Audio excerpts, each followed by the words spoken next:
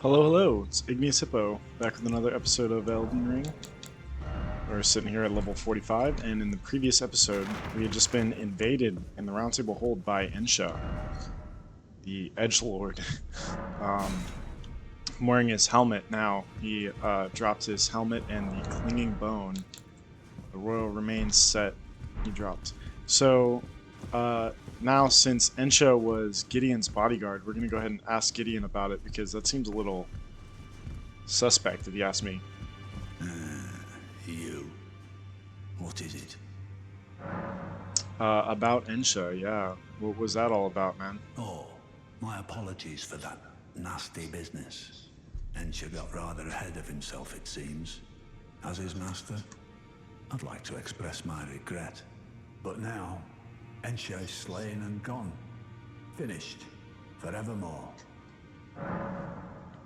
What do you mean ahead of himself? What does that mean? Yes. By way of apology, allow me to tender some advice in regard to the half of the secret medallion you possess. Find the Albinoric woman. She hides in a cave to the west of the Laskia ruins, which jut from the mist-shrouded lake of Liurnia. She knows the location of the medallion's counterpart, I'm sure. Okay, we already figured that out, man. And she told us that you were giving her the business, being kind of mean to her. Find the Albinoric woman. She hides in a cave. She Yeah. knows the location. Okay. So, I don't trust Gideon at all. Yeah, that's super suspect of Gideon.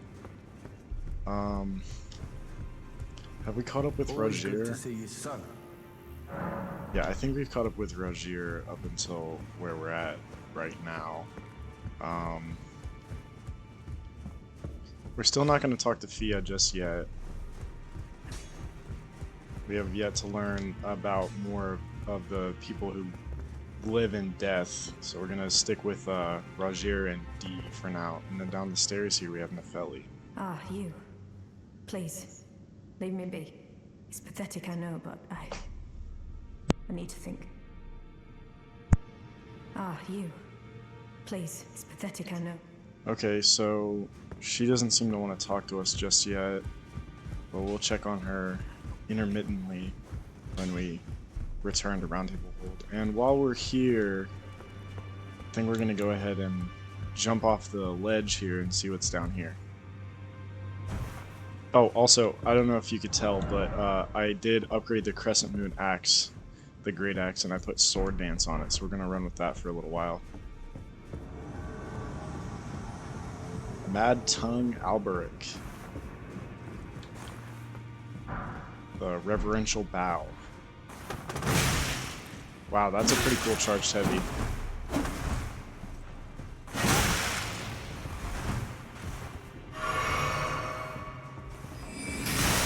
Whoa! One frostbite, wow.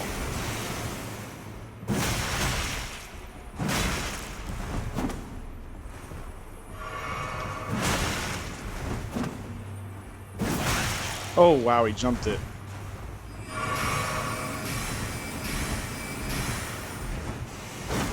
Oh, he's got the sword dance on too.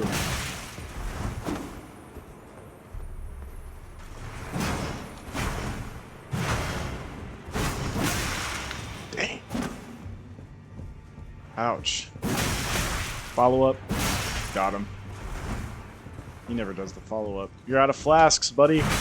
Shouldn't have invaded.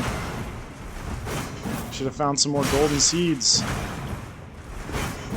Just gonna spam sword dance now? Come on, dude. Mad Tongue Alberic down. The Taunter's Tongue. Let's see if that's got... I believe it's another multiplayer thing. Yeah. Lures in invaders. Lures in invaders. This allows you to be... your world to be invaded without any furled fingers cooperator present. Shortens the interval between windows of opportunity for invasion. Additionally, enables the arrival of a second invader. Cool. That also reminds me, I need to do the last invasion for, Various quests.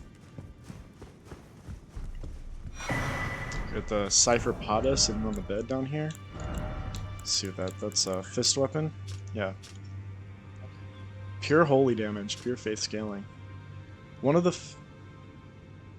weapons originating from the two fingers, a formless sequence of ciphers comprise its blade, and as such, no shield can repel it, deals holy damage. The furtive inscription appears to hang in the air, the language of the light spoken by the two fingers. Something that only the finger reader crones can understand. And the unique skill is Unblockable Blade. Imbue the cipher blade with light and then lunge forward with a sudden piercing attack. This attack cannot be blocked. Cool. Alright. So let's jump back into Liurnia here. I think we're gonna go ahead and do the 4 belfries, and on our way up there we'll try to hit another invasion.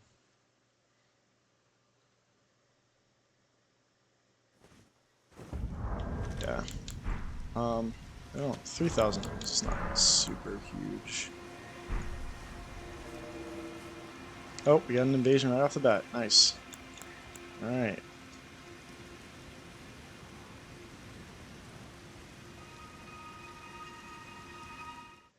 Hopefully the Sword Dance Ash of War pairs well with the Crescent Moon Axe that we're using. It's pretty long, so... Oh!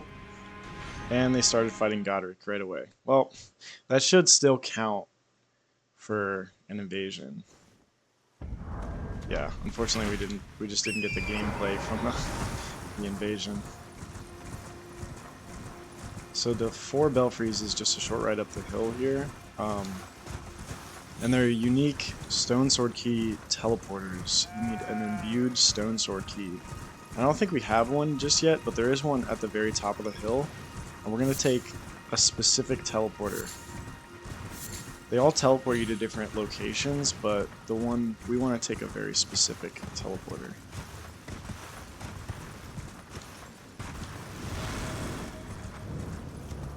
The 4 belfries, yeah, there's one here, one there, and one there. So there's three teleporters, I think.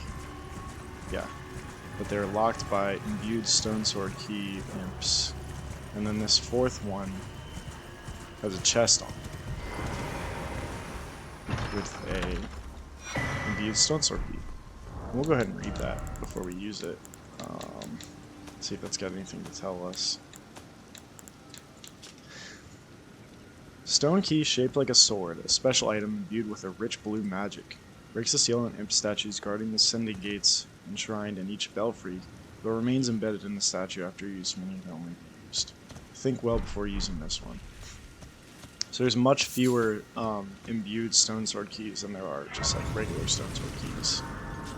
I think there is enough in the game for every single sending gate. Don't quote me on that, but they are few and far between. Like, they're much rarer than, like, say the crafting ingredients like the Trina's lilies and stuff like that. They're much more rare than that. So we're gonna take the one closest to the top of the hill.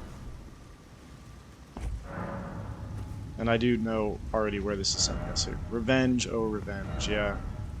The Precipice of Anticipation. So, if you remember at the very beginning of the game, the starting area, this little island right here, you spawn in at the Chapel of Anticipation.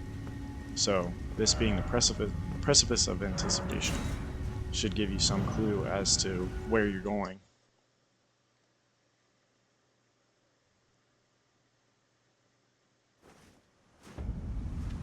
Yep, we're back at the Chapel of Anticipation, but this time we're spawning in on the opposite side.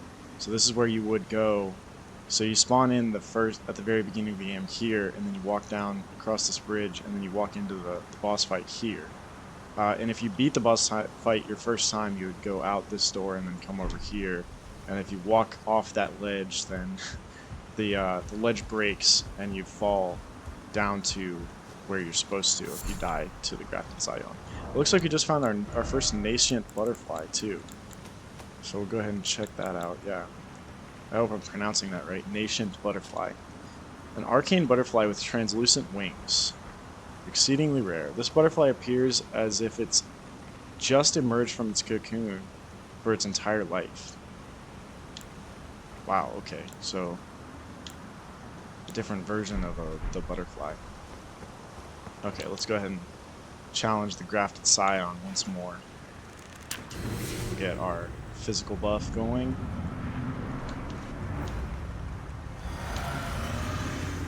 Get some more strength and some more stamina. Sword dance. Oh wow, he does no damage now. Yeah, we're just bullying him now. Come on, do it. He won't. Oh wow, delayed. I rolled way too early on that one. Oops. Just straight all those. Yeah, you don't have a chance, buddy. Oh, you do, but only if I choke, which I'm not privy to doing against you. Grafted Scion down. We got the Ornamental Straight Sword and the Golden Beast Crest Shield. So the Ornamental Straight Sword is obviously a straight sword, but it's unique. Slender Straight Sword patterned after an antique ornament. Superior swordsmen prefer to wield one in each hand. So as the Grafted Scion was doing, two swords and the Great Shield. After falling from grace, the dregs of the Golden lineage sought power and purpose in the past. Golden Tempering. Cross the two swords to grant their attacks holy essence, while in effect, strong attacks perform a dual-wielding combo attack. So that's what the Grafted Scion did. He buffed the swords with Golden Tempering to do holy damage. And then we also have the Golden Beast Crest Shield. A shield of dull gold with the beast engraved at its crest, lighter than most great shields and subsequently easier to wield. The beast depicted as is Sarash, aged counselor who guides the golden lineage. So we will end up seeing Sarash at another point in the game. But really quickly, here's the ornamental straight sword. It's a unique straight sword in that when you one-hand it, you actually get two of them. You get Golden Tempering and the strong attack. This is the charged strong attack. So you do what the Grafted Scion did. So it pairs really well with like the winged sword insignia, that it raises the attack power with successive attacks because it hits really quickly. So if you get one of these, you can get your max buff from the winged sword insignia. Super useful. It's very good for like dexterity builds. I'm fairly certain it scales the best with dexterity. Let's check that out real quick. Yeah, it's got a D in dex for unupgraded. But now we're back at the Chapel of Anticipation, but we went up the stairs and to the left. There's a door that you can open now to the left of where you came out. And now you have the Stormhawk King. And I think this is not, it looks like a summon, but it's just a key item. So I think it's over here. Yeah. Ashes of a Hawk, which heeds no summon. Okay. Revered by all other ashes as sovereign back in the days, when Stormvale's winds still raged like no other. This ancient monarch is proud, however, refusing to answer anyone's summons. Stormhawk King. Okay. And we'll go up and above where we spawned in. That's right where we spawned in. Very, very beginning. And we got Stormhawk Dean.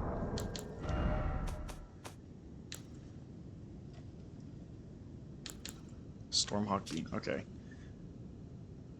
Spirit of a fierce hawk that faithfully rendered lifelong service to the old king of Stormvale long ago. When the true storm raged, its cries emboldened its fellows in battle, and the tempestuous winds that encircle it shred through foes. Pretty formidable bird there. And then this is our maiden. I forgot to mention that at the very, very start of the game, but when you spawn in here, you're supposed to assume that where you got the tarnished wizened finger, this is your finger maiden. And we are not entirely sure how she died. But there's a couple theories that Vare killed your maiden in order to, you know, be able to sway you to help him out. So Now that we've done that, though, we've done our last invasion, and we've been through this area. Actually, so I did things out of order a little bit, and you'll see why here in a second. I should have done the last invasion and then talked to Vare and then gone to the four belfries, but it'll be inconsequential in the end because there's another place where you can do what I needed to do at the four belfries, or I mean, at the Chapel of Anticipation. So we're gonna go back and talk to Vare now that we've done our last invasion at the Rose Church here. I think I forgot to read the incantation we got. Yeah, we got an incantation from a tear scarab like 50 feet away from the Rose Church here, the Blood Flame Blade. I did not read this. A Blood Oath incantation granted by the Lord of Blood. Engulfs armament held in the right hand with Blood Flame. Cannot be cast. Oh, can be cast while in motion. After dealing damage, Blood Flame continues to build up onset of blood loss for a very short time. So it's actually a really good incantation, but it's found near the Rose Church, and the Rose Church has been absolutely overrun by, you know, blood pustules and blood roses and the like. So here's Vare. Oh, Lambkin, so pleased you're here. I'm glad that you're enjoying my gift. I knew it from the very start. You have a taste for noble blood. I wish to anoint you a proper inductee, a knight to serve Luminary Moog, the Lord of Blood, and establish a new dynasty. Luminary Moog has strength, vision, and of course, love. So, what do you say, my lambkin? Luminary Moog must be the Lord of Blood. And I don't think there's not like consequences for which paths you well, there is consequences, but like none that are like game changing. And I want to explore all paths here, so I am going to become a luminary or a knight of the Luminary Moog, the Lord of Blood. Yes. Who would have it any other way? Now, take this. The Lord of Blood's favor. It's okay. For your Key final item. trial, soak the cloth with a maiden's blood. Normally, this ritual would involve killing one's own maiden and recanting the wisdom of the two fingers. But since you are maidenless, the blood of anyone's maiden will do. Okay, so that's the reason that we wanted to go to the four belfries after, because we were going to get the blood from our already dead maiden, but there's another place that we can get the blood from. The cloth is your final trial.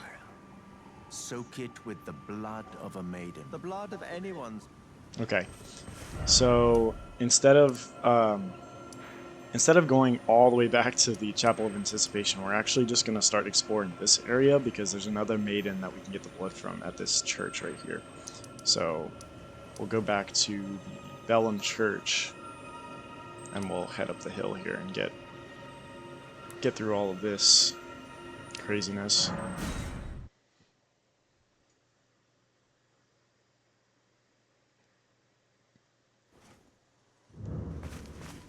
Oh, and there's Hyetta. Lots of golden centipedes. Oh, hello. Is that you over there?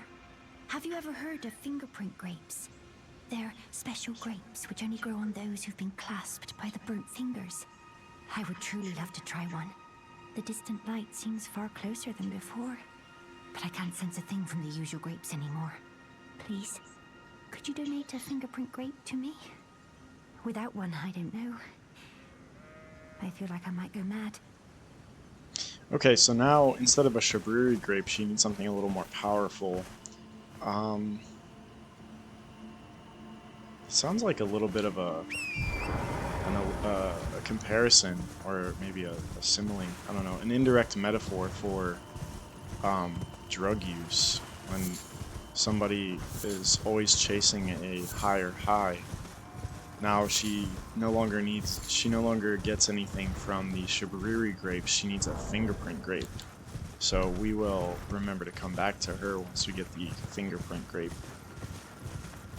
And for now, also while we're running over here, I need to read Lord of Blood's favor before we soak it. Pure white oath cloth given by Vari. The final trial to be anointed a knight of Moog, Lord of Blood. So Moog, yes, Moog is the Lord of Blood. Soak the cloth with the maiden's blood. The blood of anyone's maiden will do. You are maidenless after all. So that's a quote from Vari to remind us what we're supposed to do with the cloth. We got some frenzied rats here, just like the ones we found at the church, the abandoned church, or the church of... There was a church near the Frenzied Flame village. A yellow ember. Okay, so we got some more frenzy stuff going on over here. Could potentially be the area where we find the fingerprint grape. Yeah, it was, there's a church, I'm still in combat. The church in the Weeping Peninsula where the Ailing Village and then the Palu Baptismal Church was all afflicted by the Frenzied Flame.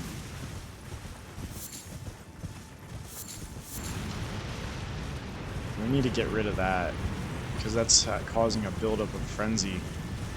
Yep, there's madness, okay. And it's also draining our health pretty easily, so we do need to get rid of that as soon as possible.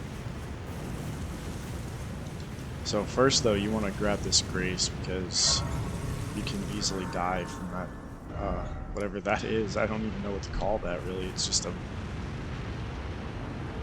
intermittent frenzy flame emission.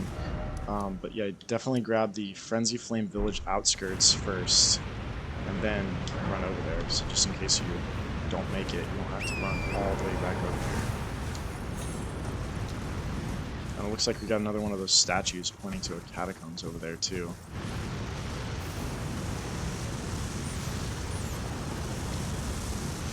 Let's get alongside of it here. There's a bunch of rats guarding the base. You can jump on the side to get around. And then I think the best way to do this is probably to... Okay, yeah, before you open this chest, just stand on it and then look as far up as you can, and then when you got the fire pot up there, and these guys will die to your fire pots through the floor. Yeah, there you go. There's only 6 of them, so once you get all 6, they'll stop summoning that Frenzy Flame emission. We also just got the incantation Howl of Shibariri. This is our second Frenzy incantation. Yeah, because we got the Flame of Frenzy from the Ailing Village.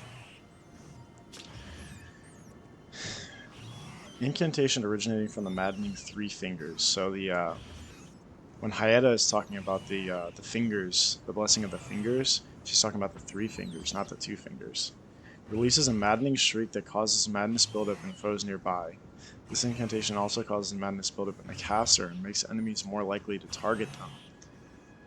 It is said that the sickness of the Flame of Frenzy began with Shibariri, the most reviled man in all of history. Even more reviled than the, well, I'm not going to give it away just yet, but there's another character I'm sure most people are familiar with at this point. It's pretty reviled in history. So we are going to end up going to the southwest over to that, go to the south to that minor Erdtree, and also to the southwest of this side of Grace that we just got. But first, I do want to go down, down these tombstones over here and do this catacombs before. Yeah. We gotta be real careful on these tombstones. In one of the previous episodes, I did mess up the jump on the way down to Jarberg. I had to run back over there. And we got... This is the sword, the great sword version of Lutil the Headless. We got the Lutil the Headless summon from a catacombs in the Weeping Peninsula. Where is it? Yeah, there it is. Lutil the Headless is a Deathblight knight with a spear, but this one's got a great sword. It's another headless mausoleum soldier. can teleport. Yeah, but and you see when you hit me there, it's got a death blight buildup. If that reaches the end of it, it's not like blood loss or frostbite where it just like kind of takes a big chunk of health. If you get death blight all the way down, you will die. It's just an instant death.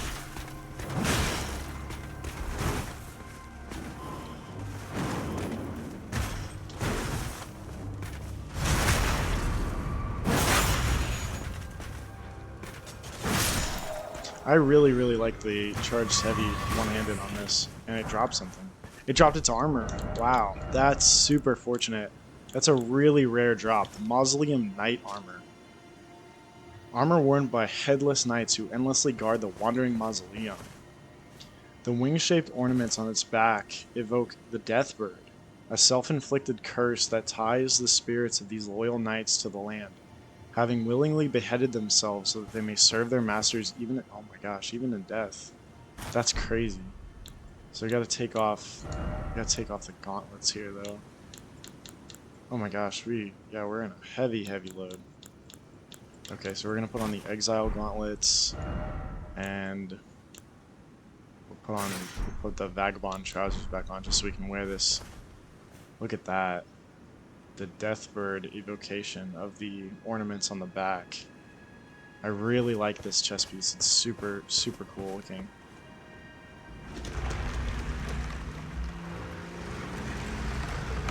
I think it goes really well with Ensha's headpiece here. Oh, we got the beast eye quivers. So there's another death root in this catacombs.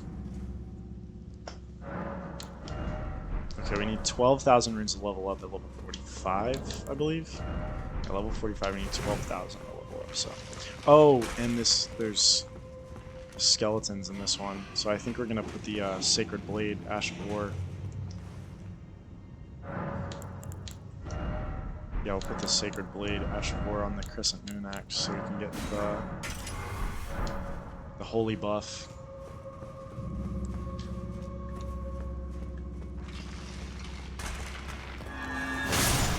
Yeah, there we go. That way we don't have to hit them again after they fall over.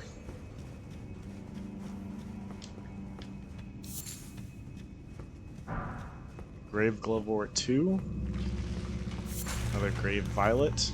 I don't know if it works on these guys though. They have... Oh, it does. Oh, that's super useful. Yeah. There's a... Do you see how that one's got like a ghost flame in its chest? Those ones specifically can't be 100% dispatched. Even if you hit them while they're on the ground, they'll just come back to life because they're being resurrected by a nearby sorcerer. It's a reference... Yeah, that's the sorcerer right there. It's a reference to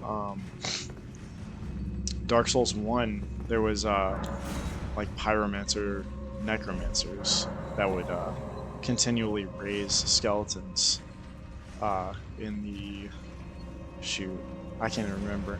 I can't remember what the area is called, but it's an area that you can reach straight from Firelink Shrine. And it's like a mid-game area, so if you go there right off the bat, you're bound to have a really rough time trying to go down there. Because you're meant to get some like holy damaging weapons before you go down there. And behind the Stone Sword Key wall, we got the Rose's Axe. Let's see what that one's about. Okay, it's an intelligence scaling magic damaging. It does a Rose's Summons. Unique skill. Really cool looking axe there. Usher of Death Rosis, who shows the path to the catacombs throughout the lands between, is depicted on the ritual axe. So Rosis is the name of those statues that we find that are pointing to the catacombs. That's super cool. I did not know that. The dead easily lose their way and have always been in sore need of guiding hand. Rose's Summons. Raise the axe aloft to summon those who live, those lost to death. 3 skeletons will appear at a distance and attack in tandem before vanishing. That's pretty cool. So we got some more death sorcery built into the weapon there. Lots of Grave Glovewort 2. There's a There's an area up there on the left. We're gonna actually go up there. Ow. Rude. Should we dispatch this guy right away? See how the skeletons instantly die once you kill those guys. But we'll go ahead and kill him just because we're already buffed with the sacred blade buff. Might as well. This guy's gonna jump us. Leave me alone. Okay. Get some more blue. Hidden path ahead, by the way, boss ahead. It seems like a pretty obvious hidden path right in front of us there. Down. Yeah, there's 3 messages right in front of it, too. Secret passage ahead, yeah. Here it is. So this is important for, Roger. Wait, what the heck? Oh, we can summon D. Yeah, this is definitely, like, has to do with those who live in death. D, Hunter of Dead. Yeah, we'll go ahead and summon D for this boss fight.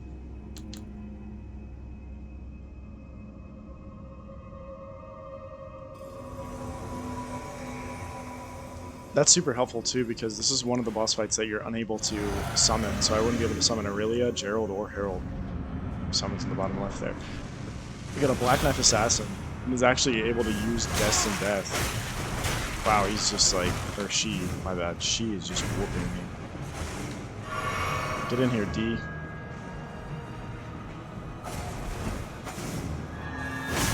Nice. D seems to not want to help very much.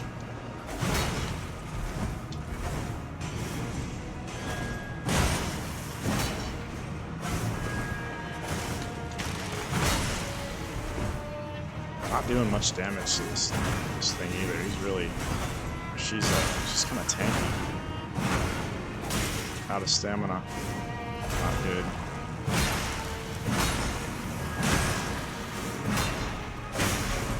Yeah, I need to stop attacking until I run out of stamina. Not a good idea. Where's D, man? I summoned him for no reason. Let's get our buff back. Nice, we got a stance break on the buff. Awesome. Love to see it. Oh, we couldn't get the charged heavy off after the cost. Black Knife Assassin's a little too wild for that one. Jump. Oh, there he is, finally. I'm gonna come in right after I've already got her dead. It took forever, man. What were you doing? Did you have like dialogue or something for me and I missed it? Okay, D came in clutch at the very, very end. The Assassin's Cerulean Dagger and Black Knife. So we got a key item and a talisman. So we got the Crimson Dagger from the Black Knife Assassin that was already injured in the Death Touch Catacombs in Limgrave, and now we got the Assassin's Cerulean Dagger. So, okay, they have the exact same description except for the Cerulean Dagger restores FP on critical hits instead of HP. And then we have the key item, the Black Knife Print. Yeah, here we go, Black Knife Print. Mark of the Night of the Black Knives Ritual. On the Night of the Black Knives, someone stole a fragment of death from Malekith the Black Blade and imbued its power into the Assassin's daggers. This mark is evidence of the ritual and hides the truth of the conspiracy. So they stole. So the Black Knife stole a piece of a piece of destined death and imbued their daggers with it in order to kill Godwin the Golden in the Night of the Black Knives.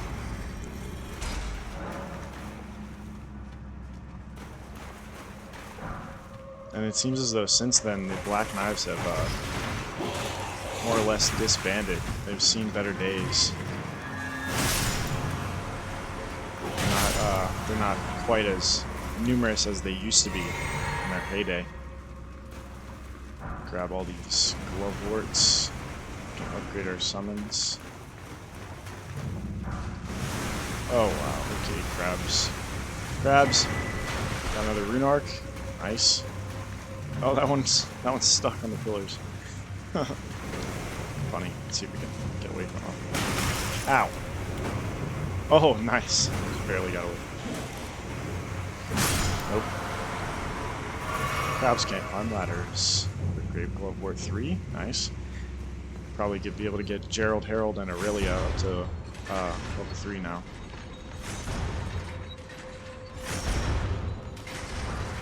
Spell-proof dried liver 1. Okay, I think we've 100% this dungeon, so now we can go take care of the boss fight.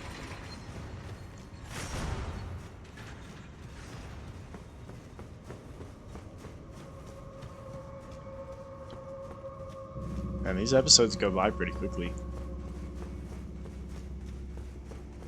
I mean, I did mention before, like, in like one of the first couple of episodes, I mentioned that there's going to be quite a lot of episodes because there's a lot of content to cover.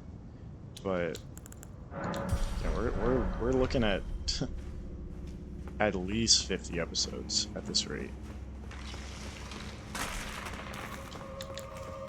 Let's get our buffs ready, and we'll summon Gerald and Harold. I feel like they'll probably be the best. I like Gerald and Harold a lot. Super nimble, blood loss, throw fire pots. Oh wow.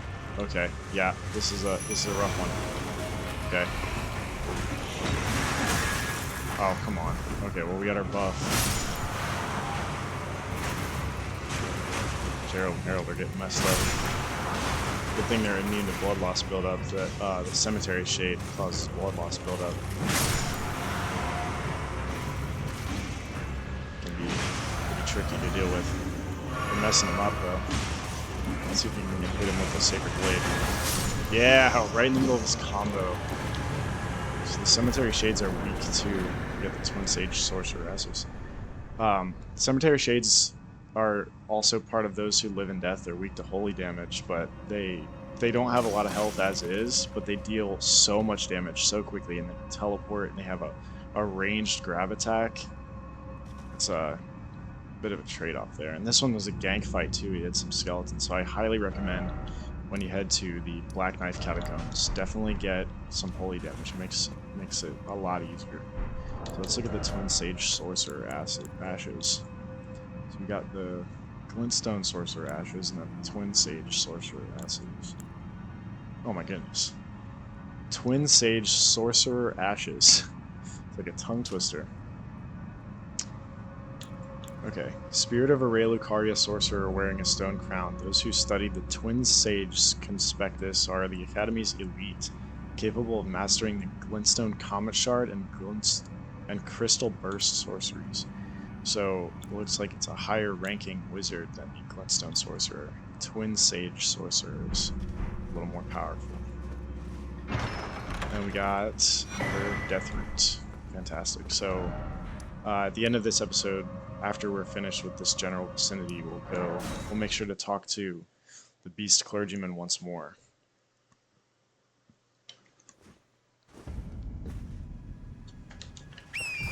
So from the Bellum Highway side of Greece, looks like we got another small little fort here. But we're gonna go down to this minor Erdtree first. You already know what's going to be here, so we're going to make sure we get some fire damage going. Okay. Yeah, I'm pretty sure this is the only main thing here. Because you actually can't get up here from the south. From the south, where this church is, it all cuts off right here. You can't get up here. You can get to the Black Knife Catacombs, but you can't get to this plateau except for from the northern side. So let's go take care of this. And you want to come from the northern side too, because if you were to walk up from the other side, there's a lot of enemies guarding this Erdtree avatar. Let's see with the fireball. Oh wow, okay, took a step forward. You need to get a fire Ashen Ward going.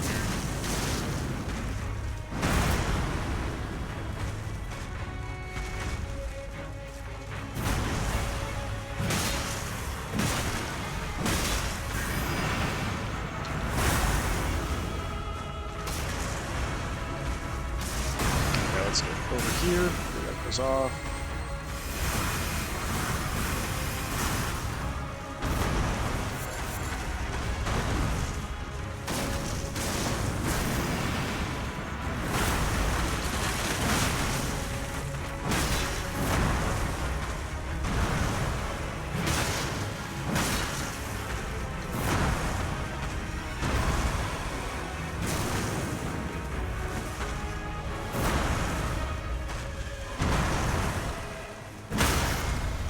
Nice.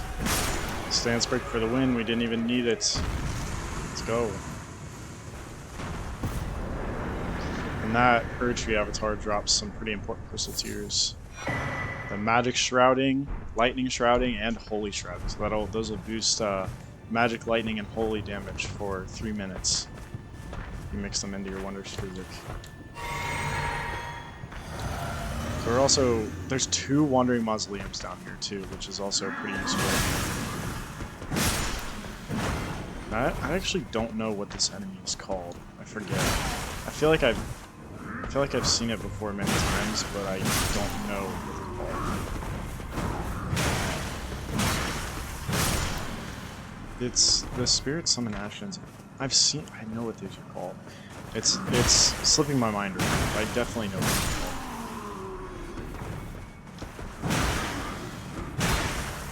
Fairly common. So then these bones. Okay. There's an item around here that I definitely want to get before we move on. The Wandering Mausoleums are super useful too. There's 2 of them over here.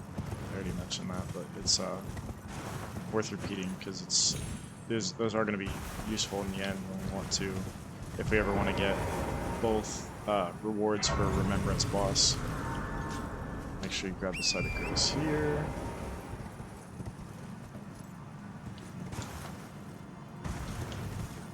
There's not too much in this area. I do remember exploring this area pretty thoroughly in my first playthrough and not seeing much.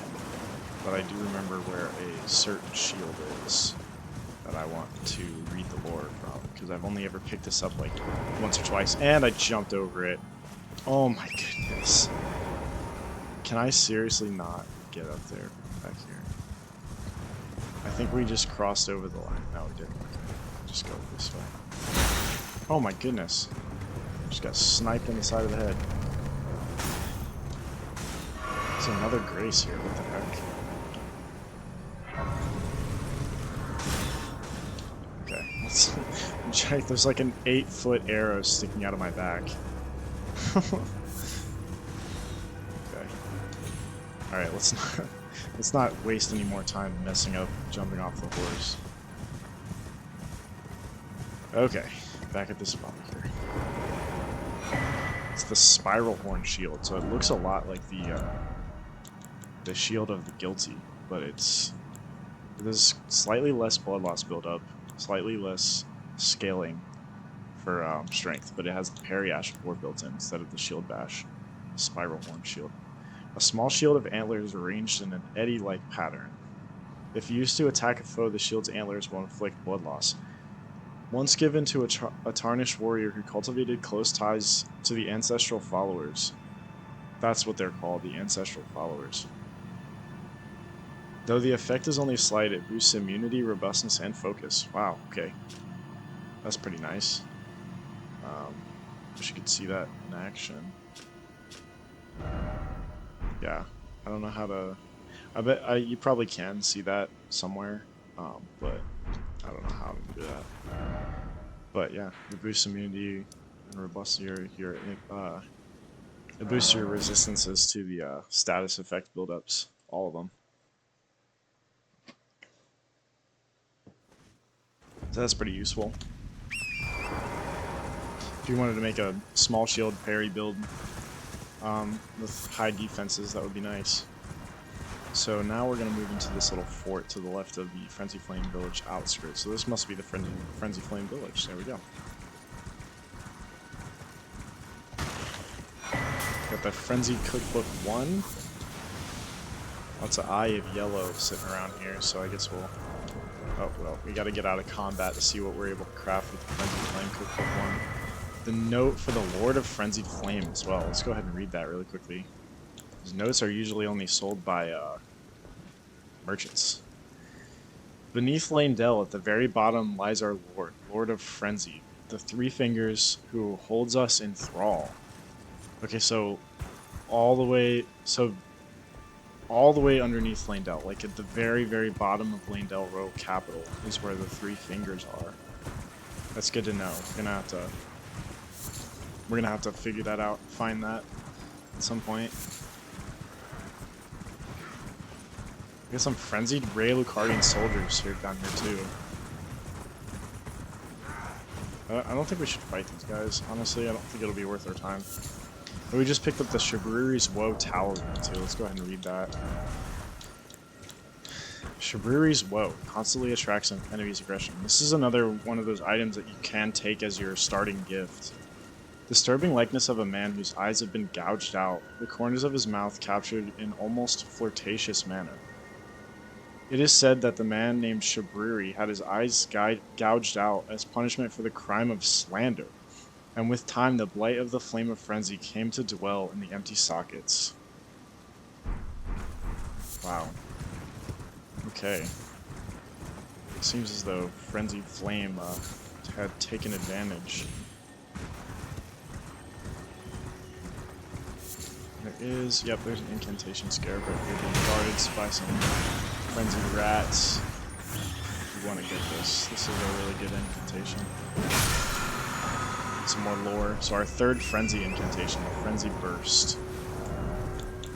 Oh, and I think that's our first time seeing a Frenzy Flame flower too. It's not Frenzy Flame, but the poison mist is no longer poison, it's frenzy. Which is pretty cool.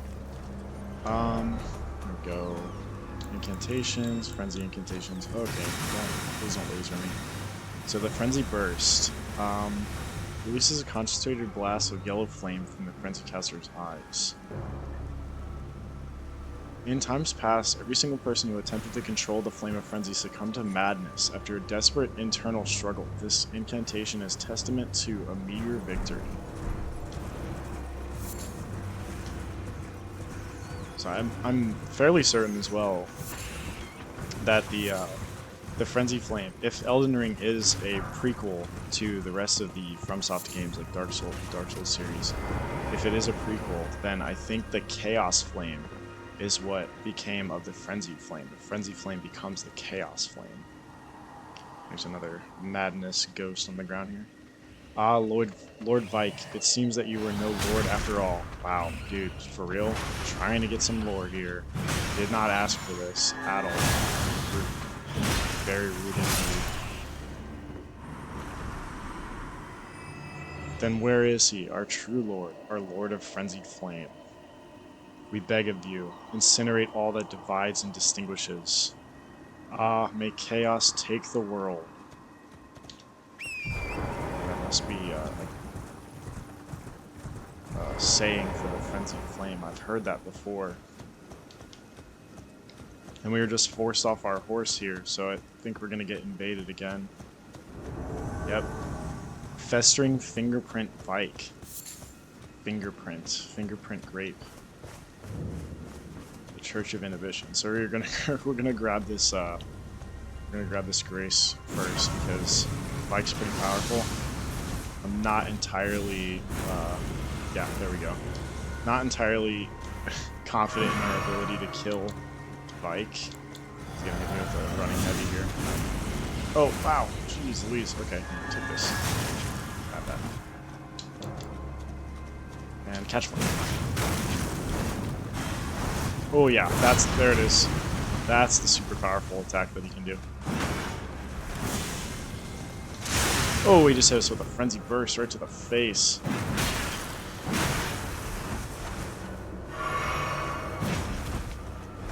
Rebuff. Oh, right in the middle of his flask. Is he gonna remember to use it? Whoa, no! Oh! See, there you go. The madness buildup and his great spear does so much damage. There's the heal. No, don't hit us with a charged running heavy. It's so mean. Great swords.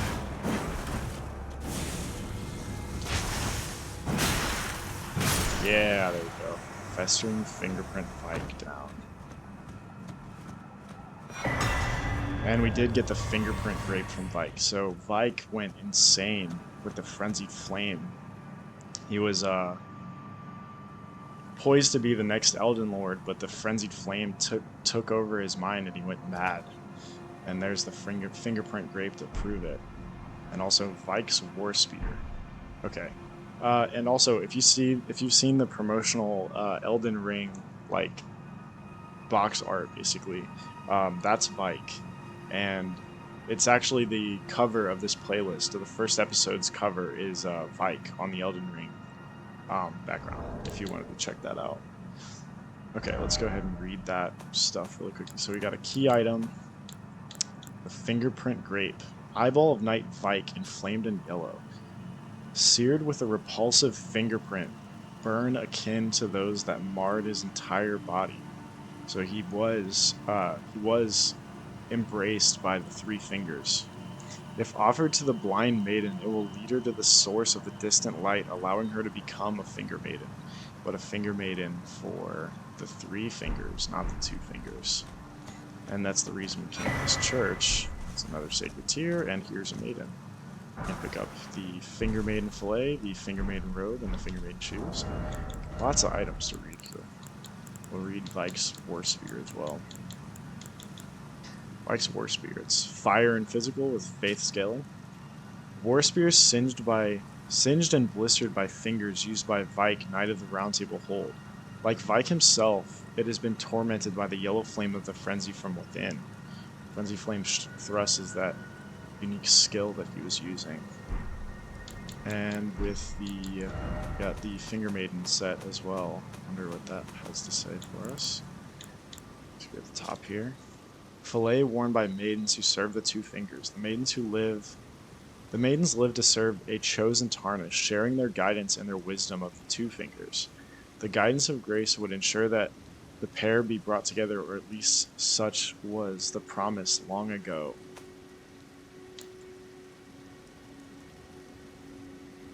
Okay, so it looks like all of the pieces say the same thing. And I'm not entirely sure about this either, but it looks like this this finger maiden here must have been Vike's finger maiden. I don't think she's been murdered necessarily, but maybe just sat here and died of old age, or maybe hunger or thirst from her tarnished going mad and not being able to finish his quest. So we can dye the cloth with maiden's blood. And we get the Lord of Blood's favor key item that we can give to Vare. If I can remember where the key items are. Okay. Bloodied white oath cloth dyed in maiden's blood. Fully ridden. Okay. The final trial is complete. Luminary Moog is sure to welcome you into his service as a knight who will lay the foundations for his dynasty. Alright, with that area complete, we will head on over back to Vare. Give him the blood-soaked cloth.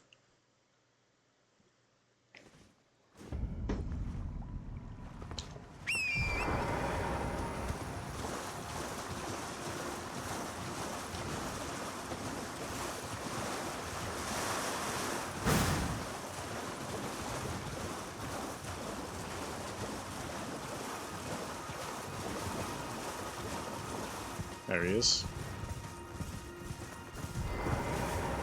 Ah, my lambkin. You've completed your final trial. And with this, you are a formal inductee. A knight who will assist Luminary Moog, the Lord of Blood, in the establishment of a new dynasty. Now, give me your finger. This noble blood will be an immutable badge of honor once it settles inside of you. Okay, so he's gonna introduce this blood into our system. Hopefully that doesn't... Hopefully this blood transfusion is the same type.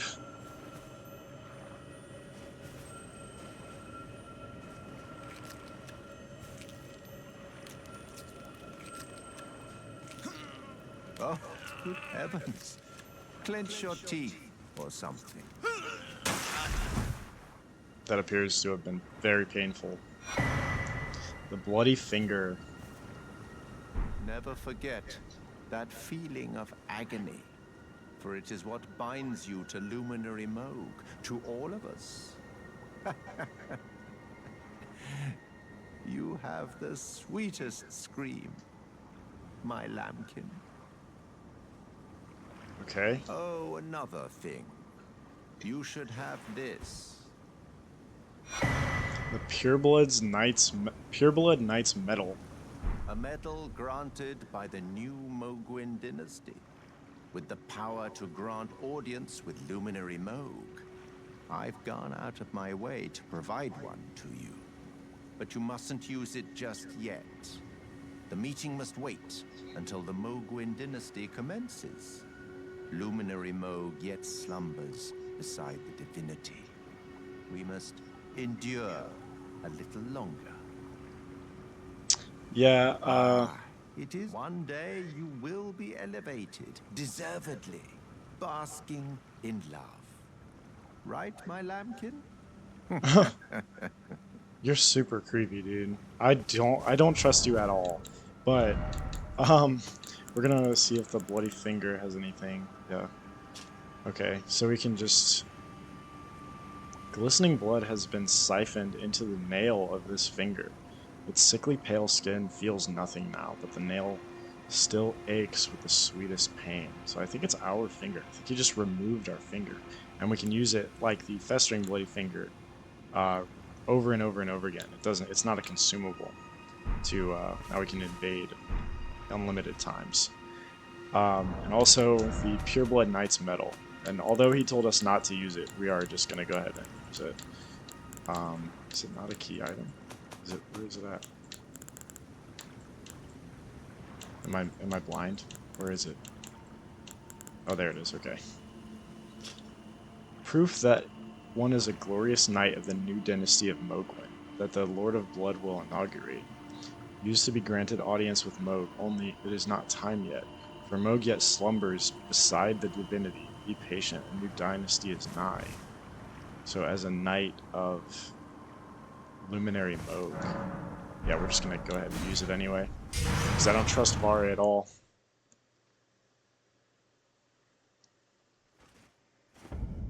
The Mogwin Palace, it's another underground area, and I do happen to know that this is a late game area. As you can see there, we just got a Ghost Glovewort 9. That's supposed to be a pretty big hint that this is a late game area. So we're gonna go ahead and just grab the Mogwin Palace map so we can see this is what it looks like. Lots of bleed-inducing things here. We're just gonna grab this Grace, and then we'll come back to this much later. And for now, we're at 58 minutes, so we'll just go back to the Bestial Sanctum and talk to Garank the Beast Clergyman once more. Turn in our Death Root for more rewards. Turn in 2.